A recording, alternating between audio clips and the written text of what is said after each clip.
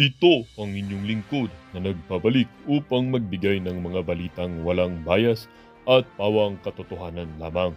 Ito ang Bayang Pinas. Ang isyong ito ay naging usap-usapan sa buong bansa at iba't ibang social media platforms. Presidente Kuting ng Norte Jr., ihimas na ba talaga ng rehas?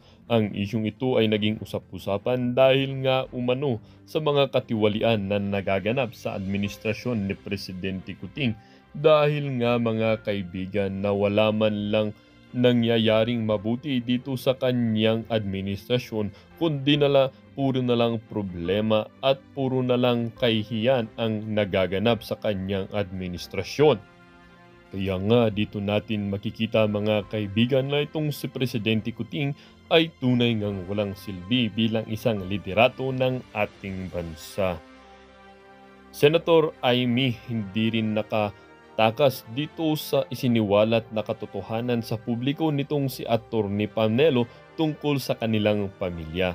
Dito nga natin makikita mga kaibigan na itong pamilyang ni Presidente Kuting na ito na talaga ay problema ng ating bansa dahil imbis na makatulong sa ating mga mamamayan, lalong-lalo na sa ikauunlad ng bansa, ay puro na lang kalokohan at katarantaduhan ang kanilang ipinapamalas na imbis na gustuin sila ng mga mamamayan, ay tila ba lumalayo ang loob nila sa kanila. Sayang naman ang kanilang pangalan, lalong-lalo na sa ito na yung pangalan ng kanilang ama na si Yuma, dating president na si Ferdinand Sr.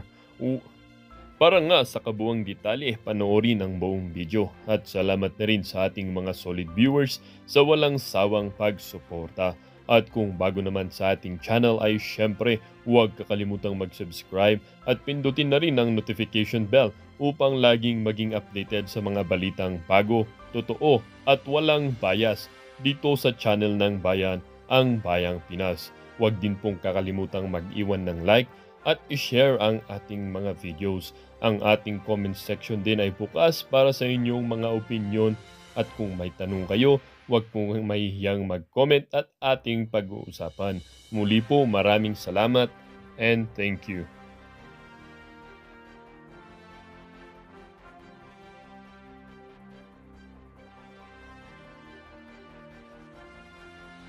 Muling nagpupuslit ng kung ano-ano ang ating kapulisan dyan. Ito, kung di ako nagkakamali partner, para sa ating update, ito yung mga graba at buhangin na ipinapasok sa katedral. Tama po ba, partner? Tama yan, partner Franco, no? Around 12 a.m. kanina, mayroong isang van na nagpasok ng cooler.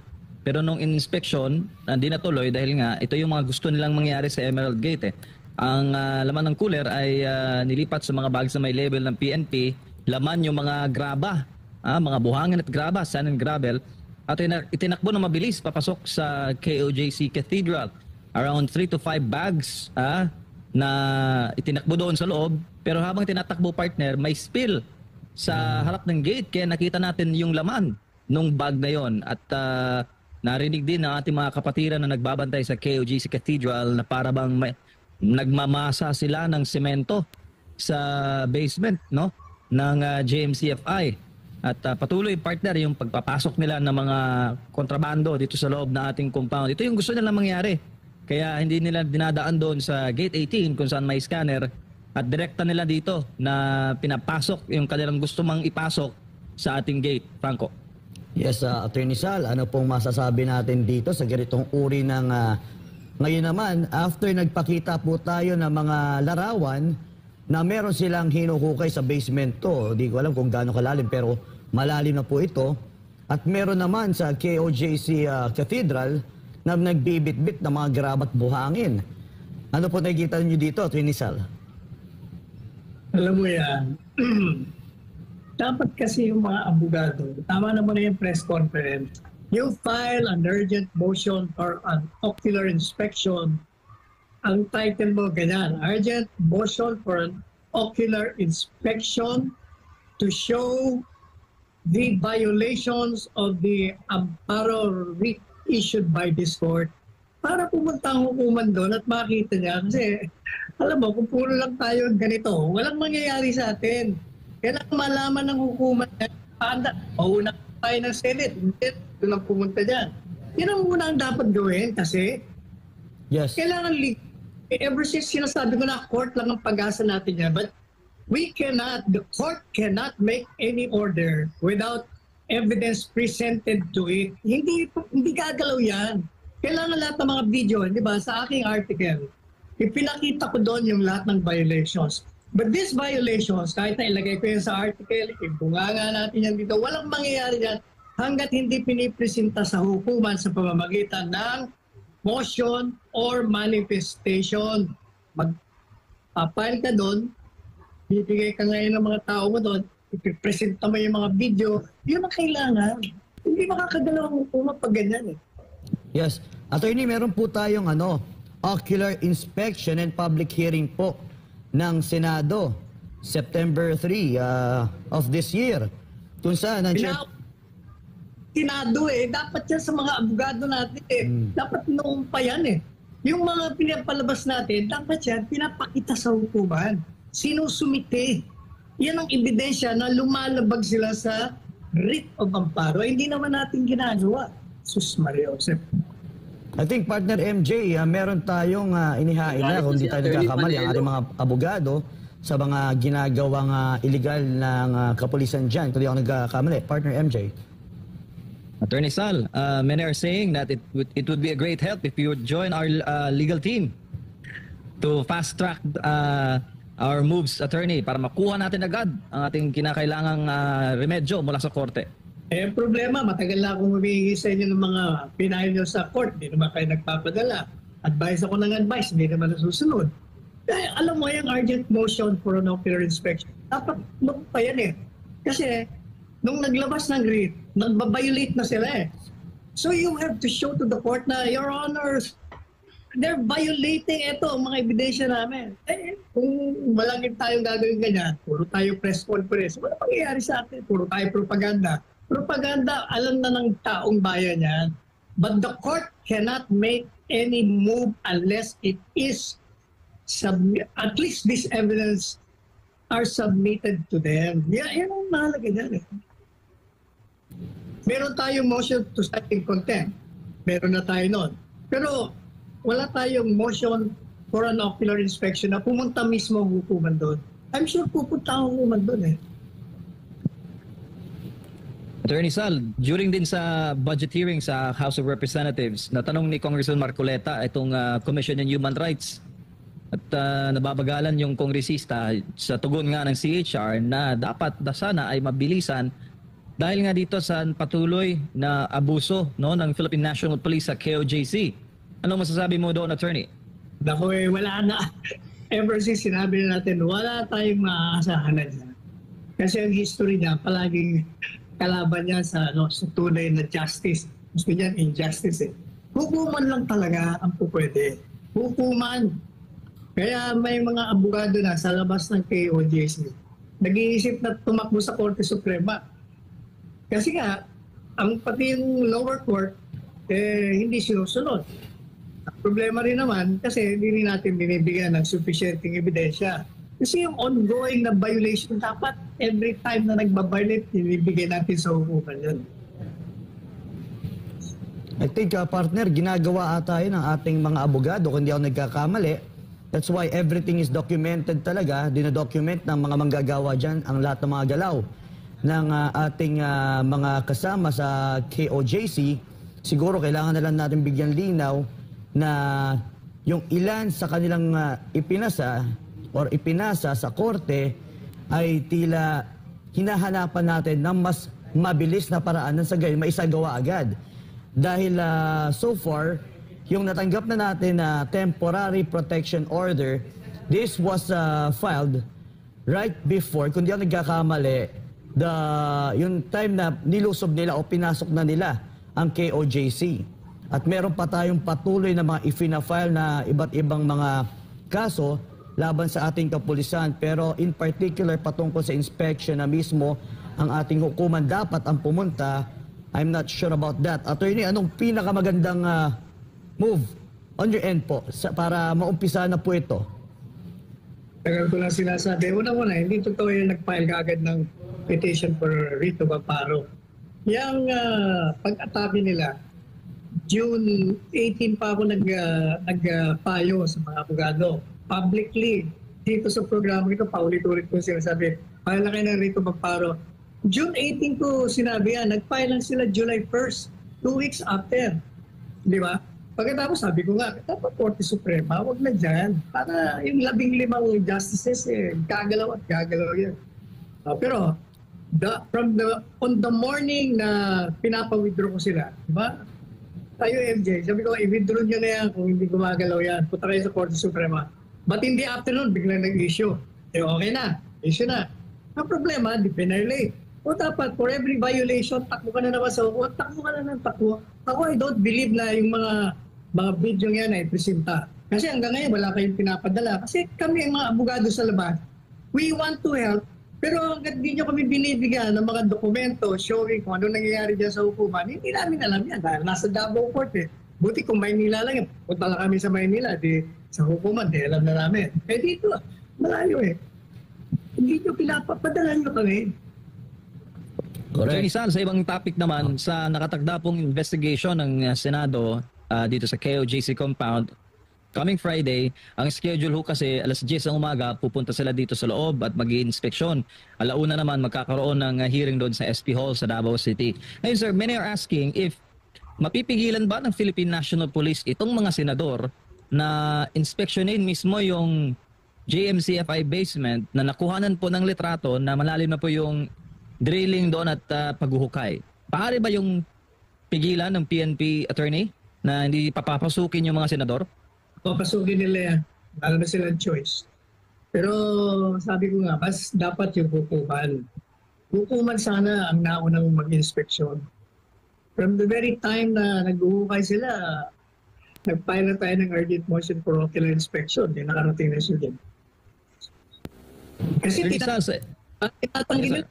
tinatanggi nila. Meron namang ebidensya, may kumuha na nandun mismo, most likely mga police din yun, na sympathetic. So kaya, tinatanggi, o di inspection ka sa hukuman, o di huli. Attorney Sal, may movement po ngayon no, sa House of Representatives. Kaugnay po sa sinasabi nilang impending investigation laban kay Vice President Sara Duterte. Nagkapalitan po ng chairmanship ang House Committee on Blue Ribbon. At ang inilagay po nila ngayon na chairman ay kilalang kritiko ni Vice President Sara Duterte na si Manila Representative Joel Chua. Nataon po ito, Attorney Sal, sa paglalabas po ng COA report na sinasabing iniwanan raw ni VP Sara yung DepEd na may 12 bilyong disallowances. Meron din umanong suspensyon at meron din umanong mga kaso. Anong masasabi mo dito, Attorney, na ito na, nagtutulungan na yung mga ahensya para pabagsakin si VP Sara? Dati naman ginagawa na nila yan. Ano bang katakataka pa ron? Pero yung issue ng disbursement, under investigation pa yan ang COA. Kaya premature, nagagamitin nila yung COA. Yung mga notice of disallowance, yung mga sinasabi ng COA, mali kayo rito, bibigyan pa kayo ng pagkakataon magpaliwanag. Kaya hindi pa dapat yan paksayin dyan sa congressional hearing. Premature yan. But since nga ang intention ay siraan siya, ilalabas nila. Ilalabas nila. Tsaka, questionable rin ang timing, Attorney, nang siya'y bumisita last Monday dito sa ating compound, last Sunday, when we celebrated our 39th anniversary celebration. Siya ang panauhing tanda. After noon, nagsilabasan na itong mga issue na ganito, Attorney Sal. Talagang palagi nilang ganyan yan. Maniwala kayo, hindi titigil yung mga yan. Hindi titigil yan. Pero I don't think they will succeed. Kasi yung tao, hindi tatanggapin kasinungalingan na inilalatag nila dyan sa congressional. Lalo pat ang mga nilalagay, Attorney Sal, yung talagang mga yung mga vocal critic ng Vice President Sara Duterte. Franco. Yes, syempre naman, partner.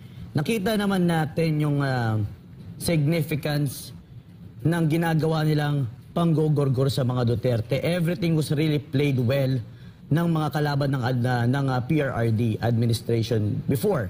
At ngayon nga, napakalinaw partner MJ na lahat ng may kaugnayan sa mga Duterte, even dahil nga naging kaibigan din ang ating boting pastor, Pastor Apollo C. Kibuloy, and including SMNI, everything na kanilang ginagawa is sobra-sobrang illegal. Believe it, isipin mo partner and also attorney, pati ang SMNI na freeze order, everything freeze order, including Children's Joy Foundation freeze order, at ngayon na libo-libong kapulisan at ngayon patuloy na dinadagdagan pa. So, the thing here also MJ is yung on top of this na nagko-control hindi lang pala PRRD dahil meron nga tayo natatanggap na impormasyon. At ngayon ay may lumilipad na mismo na mga military hardware sa KOJC compound. Ito yung Beach King, ito yung ilang mga kagamitang pandigma ng Amerika, at meron nga tayo nahuli dyan, na videoan pa, Attorney Sal, na Amerikano na sigig dirty finger pa, na palakad-lakad sa vicinity ng Kingdom of Jesus Christ compound.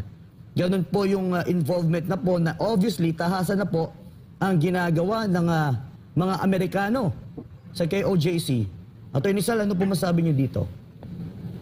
Patagal na yan, di ba? Parang paulit-ulit, di ba? Parang mga siramplakan na tayo. Nakakarindi na nga mga banat natin eh. Ganun pa rin ang nangyari, wala eh. Kaya sabi ko, hukuman lang. Ever since sinasabi ko, only the courts can do something about that. We have to do our job sa hukuman. Saka na yan. Tapos na propaganda natin eh. Lahat nakakaalam na nangyayari. Pero yung hukuman, kailangan tanggapin nila yung ebidensya yan. Submitted sa kanilang hukuman. Attorney Sal, sa recent po na bagyo dyan sa Metro Manila, na trending po yung hashtag nasaan ang Pangulo.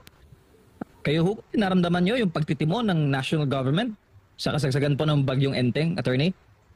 Well, ang gobyerno, kahit na sinong presidente, talagang may nakalaan ang mga pagtugon sa disaster. Lahat ng presidente, ang magiging problema, yung hinahanap nila yung tao. Kasi si Presidente Duterte dumarating.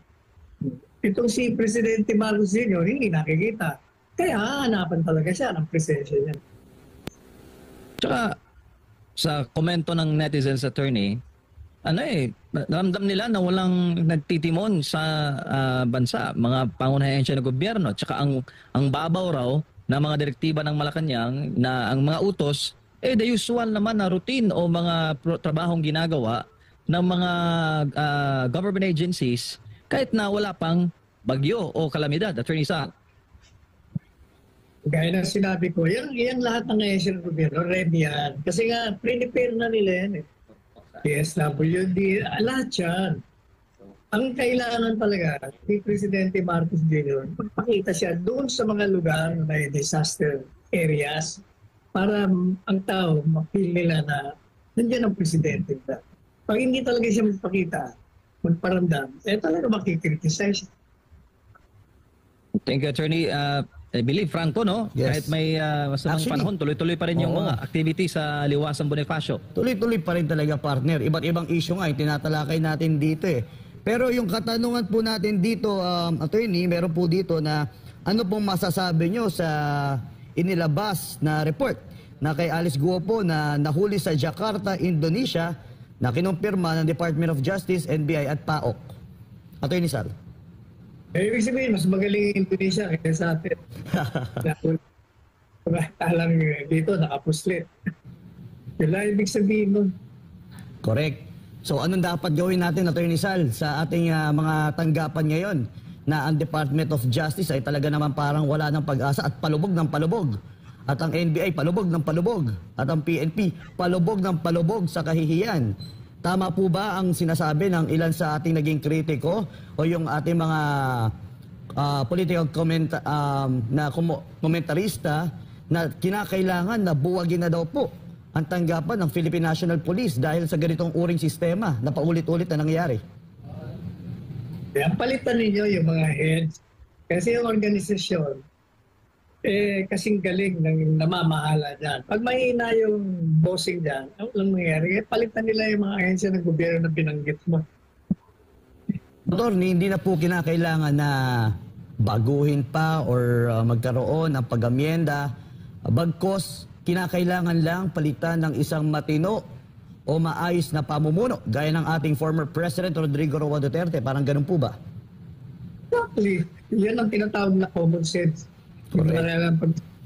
Kaso lang, attorney, tila nalihis ng landas ang Pilipinas sa kasalukuyang administrasyon ngayon. Dahil ang pinaglalagay sa posisyon, for example na lamang po, attorney, ang pinaglalagay sa Davao City, nilagay si Torre, na alam naman natin na very shady ang kanyang track record, sila Marantan. Yun nga po ang masaklap na tinatamasa ngayon ng especially taga Davao City. Diba, partner? Yes, attorney. Kaya dapat yan si Presidente Marcos Jr. Kitang-kita niya na yung ginawa nga. Panlilin lang sa... Nalin lang siya dito eh. Hindi siya nasabihan kung ano nangyayari doon. Sinabi sa kanya, walang pumasok niya, sir, na may armas. Kita-kita na mayroong mga armas. Sir, walang tirga siya. O kaya, yung mama, sa paniniwala niya, totoo sinasabi ng mga tao niya, nagsalita o dinamukha namang gago siya, kawawa. Pero, katotohanan dyan, yung mga nasa ground, kaya dapat palitan niya na yung mga yan. Eh, ang problema, naniwala siya, sinuportahan niya. Talagang uulan siya ng batik. So, malinaw po, Attorney Sal, na si Marcos Jr. ay out of touch sa totoong buhay o sa totoong kaganapan sa ating bansa at ang kanyang mga tao sa kanyang kapaligiran lamang ang nagdidikta sa kanya kung anong mga sasabihin niya, kung anong gagawin niya. Tama po ba, attorney? Hindi siya dinikta. Gaya ng sinabi ko sa art, the president is misinformed. He is made to appear na yung mga sinasabi nila totoo. Kaya, ang mga salita niya, puro labag sa katotohanan.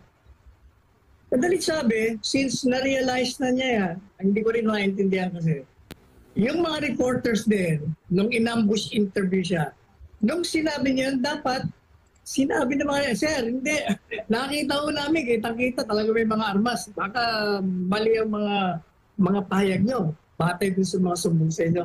Eh, ang problema, tumahimik din yung mainstream media. So, kasama rin, complicit din sa mga pagtatago ng nangyayari dito sa KOJC. Saka Attorney Sal, siguro kung itong mga ginagawa ng Marcos administration, kung nagawa ito sa Duterte admin, at the same attention ang nakuha ng Duterte administration sa mainstream media na kahit bahing lang ng PRD binabalita, talagang sirang-sirang ang administrasyon, Attorney Sal. Pero ngayon, ang mga balita, attorney, hindi mo marinig eh. Pero at least ngayon, nakikita ko nagkakaroon na ng coverage. Punta dyan, kahit pa paano nga, nag-uumpisa na. Baka simula na yan. Tignan natin. Kasi alam mo, ang mga mainstream media, malalaking higante ang nagmamayari niyan. Siyempre, negosyo nila ang palagi nasa isip nila eh.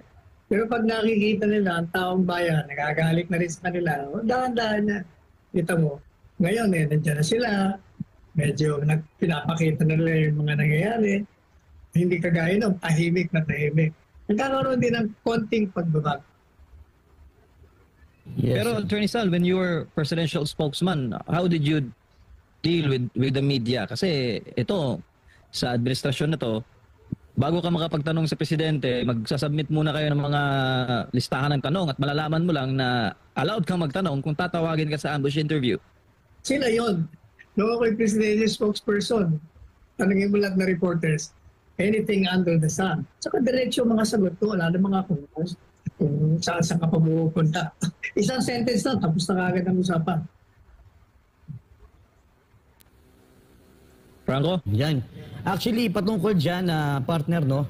Ang daming naglalabasan ngayon, attorney, sa mainstream media dahil nakapasok sila. Pero in spite, sa nakita nila na kung saan dapat yung kanilang anggulo ng storya ay hindi pagpapapasok ng Philippine National Police or yung paghukay o tunnel, ay yung pa rin, inililis nila na nandun pa rin si Pastor, nagtatago pa rin, tila wala na pong pag-asa talaga ang iilan sa ating mainstream media na talagang sumunod lamang sa utos ni Marcos kahit tahasan na ang pagsisinungaling nila. Attorney, ano kaya magiging huling sandalan ng mga ito, especially sa mga nagpatuloy na sumusunod sa mandato ng kanilang mga bossing na magsinungaling sa kabila ng obviously na pinapakita na hindi na sila makapagsinungaling sa mga footages na bumubuhos po sa social media. Gaya ng sinabi ko, paano nabuksan sila. Correct. Whether sila ang angle nila, kaya tao naman, kahit iba ang angle mo, pag nakikita yun, kasi nilalabas nila yung video eh. So pag nilalabas mo, tapos ang reporting mo, taliwas kung sa nakikita ng tao, di useless din. Talo rin sila. Yan. Yan ang malinaw, attorney. Talong-talo talaga itong mga to kahit anong gawin nilang palusot o excuse, wag nilang gamitin ang kanilang pagiging journalist sa pagsisinungaling, pero malinaw po ang yung sinabi, Attorney Sal, in the end, sila po ang matatalo sa kanilang pagsisinungaling dahil ang kanilang kinukuhaan po, ang source of information po nila ay si Torre, na obviously nung nagkaroon din po ng press con, kasi nagkasalubungan din po ang press con ni Attorney Israelito Torion at si Torre, na kung saan sabi ni Torre na Photoshop lang yung nakita po natin mga larawan na inilabas po natin, yung mga hukay, mga tunnel, Photoshop lang po yun. Yan, attorney. Masasabi po ba natin yung Photoshop yan? Kaya nga, dapat siya, nung matanggap niya yan, abogado ng KOJC, nung matanggap niya, takbo ka agad dyan sa hukuman, urgent motion for an ocular inspection. Lalo pa nga tinatanggi, obvious naman. O di nagpunta ang hukuman doon, o di nakapasok, o di na-stop sana yan, kitang-kita na ang ebidensya, wala. Inuuna natin mga propaganda eh. Correct. At ngayon ay patuloy. Attorney Sal, Yes, go ahead, Jan, MJ. Partner Franco, meron kasi nagpadala sa atin, Attorney Sal, sa SMNA inbox ng open letter na isa pong pulis na nandito po sa loob ng compound. Medyo mahaba-haba po yung kanyang medyo mahaba-haba po yung kanyang liham. Pero isa po sa mga pinunto niya na and I quote that the Philippine National Police have augmented thousands of officers, leaving them to starve and suffer from thirst and extreme heat. Totoo naman po ito dahil talagang binababad sila dito kahit sa initan. At wala rin daw ang PNP hindi rin daw nag-provide ng mga palikuran para sila po ay para magamit nila. 3,000 mahigit na mga pulis. Ito po ay nakakadurog ng puso na makita yung kasama niya ng mga pulis, kasama siya na natutulog daw, Attorney Sal, sa mga damuhan, sa mga semento, at ang hapin lang po ay karton. At isinita rin po na nagpadala ng open letter, attorney, yung pagpayag ng PNP sa mga sibilyan na magsuot ng PNP uniform at magsagawa po ng drilling activities dito po sa KOJC compound. At direkta raw itong paglabag sa Article 179 ng Revised Penal Code. So, kumbaga, iniisa-isa nitong nagpadala ng open letter, Attorney Sal, yung kanilang sitwasyon dito sa loob ng compound in behalf po sa lahat ng mga libo-libong pulis na nandito. Ano masasabi mo doon, Attorney? Una-una, hindi na kailangan niyang sabihin yan kasi kitang-kita na natin yan eh. Ngayon, kung puro lang sila ganyan, puro sila daldan, puro sila sulat, alam na pala nilang illegal, alam nilang hindi dapat sundin nila, sinusunod. Ganun na kasimple yan. Magiging complicit ka pag you know na mali, illegal, irregular, tatahimik ka. Tapos susulat ka, ganito, ganyan-ganyan. Gawin mo na yung dapat mong gawin bilang mga pulis na protector. Kaya na sinabi ko sa article, yung mga pulis dapat ang protector, enforcer, hindi violator. Nagiging violator rin na. Ano po ang maipapayo niyo, Attorney, bukod po sa inyong pahayag? Kasi naririnig po kayo dito sa buong compound, naririnig po kayo ng mga pulis. Ayan mga yan, walang magagawa yan sa ngayon. Naghihintay yan ng utos ng hukuman. Kaya yung aking payo, i-ocular inspection na ng hukuman yan. Dapat noon pa yun. Franco? Yes. Yun nga yung ating laging idinadalangin sa ating Diyos na matigil na itong patuloy na karahasan na ginagawa ng ating kapulisan. Kaya isa sa bagay na ating ginagawa ngayon, Attorney, is nandun po tayo sa Liwasang Bonifacio na patuloy na nagbibigay ng mensahe sa iba't ibang issue, hindi lang po sa KOJC, iba't ibang issue na kinakaharap ng ating bansa, yung korupsyon at yung mga kalamidad na hanggang ngayon nagresulta sa inyo, isipin po natin na ang nagfa-fact check na po ay ang kalikasan para patunayan man lang na ang mga sinasabi o yung naging pahayag ng ating Pangulo ay hindi totoo. At maliban dito, isa sa binanggit din ng isa sa ating mga naging speaker, si Kaado Paglinawan, na hindi matatapos ang krisis na ito ng ating bansa kung ang Pilipino ay mananatiling walang pakialam o hindi nila papansinin ang mga issue ng problema. Gaya rin po ng sinasabi natin paulit-ulit na kinakailangan po natin na mamulat ang taong bayan. Attorney Sal, paano po na ang pinaka magandang pahayag o panawagan sa ating mga kababayan nang sa gayon makiisa at mamulat po sila sa kinakaharap po ng ating bansa para sa susunod na mga henerasyon? Wala ko matagal na tayo nananawagan dyan. Wala namang bago sa mga sinasabi ng mga nagsasalita ngayon.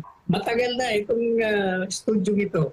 Matagal nang nananawagan yan. So hindi na kailangan paulit-ulit. Sa ngayon talagang hukuman, yan ang matagal. Punta kami yung muna sa hukuman. Pag ang hukuman walang nagawa, ang tao mismo gagawa ng paraan. Correct. Attorney, may tanong po si Ma'am Z sa YouTube. Yes, Ang tanong ni Ma'am Z partner, attorney, mukhang walang tulong ang national government kay Inday Sara. I mean OVP, ang DSWD wala pa. Yun natin ito, Attorney Sal, sa sa pagpapadala ng relief goods sa mga naapektuhan po ng bagyong Enteng. Attorney. Well, what do you mean walang tulong na binibigay? Parang nakita daw ng taong bayan, OVP lang ang nagpapadala ng tulong. Nagdi-distribute na nga si VP Sara. Saka yung kay Secretary Rex Gatchalian, hindi ba dami rin nilang pinapadala? Doon nga ako bilib sa taong yan dahil kahit na walang disaster, pinakita niya sa akin Nung nagkausap kami, matagal na, wala pa yung mga bagyo. Ready na. Si Flor de Lis Clanog naman, sabi niya, di ba ang media, kaya nga sinasabi na 100% Filipino, ay para ang loyalty sa bansang Pilipinas. Ang main problems natin ang nasa gobyerno mismo, attorney. Sabi ni Flor de Lis Clanog. Alam mo, tayo ang lumikha ng gobyerno. So kung ang gobyerno ay hindi tumutugon sa pangangailangan ng lumikha sa kanya, anong gagawin? Kung ikaw, alam mo na dapat ang gagawin mo. Hindi ba yung last paragraph ng aking artikulo? Ano ba nakalagay doon? Binasa mo kahapon na hindi. Ano sabi ko? This illegal monstrosity must stop. Otherwise, this monstrosity will devour those who created it. Di ba paliwanag yun? Yung mismong lumikha nitong halimaw na ito, ang siyang tutuklaw, kakain sa kanila. Para sa attorney, para sa ating huling katanungan po dito, ano po masasabi ninyo dito na si PBBM admin optimistic about sign peace deal with the CPP, NPA, NDF? Tila gusto na. Hindi hanggang ngayon, hindi sila natututo. Yung kaliwa.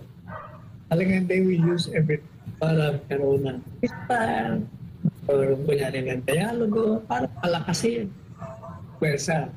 Kaya problema, nakikita natin ang sabwatan.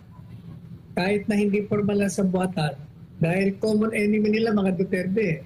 Kaya sa Kongreso, nagsasabwatan yung kaliwa, yung liberal, at saka yung mga dating kaaliado ng Presidente Duterte, nagkakaiso sila. Kaya, asahan na natin yan. Yes, kaya yan ang ating panawagan sa ating mga kababayan. Especially, alam naman natin na numero 1 kalaban ng pamahalaan ay ang CPP, NPA, NDF.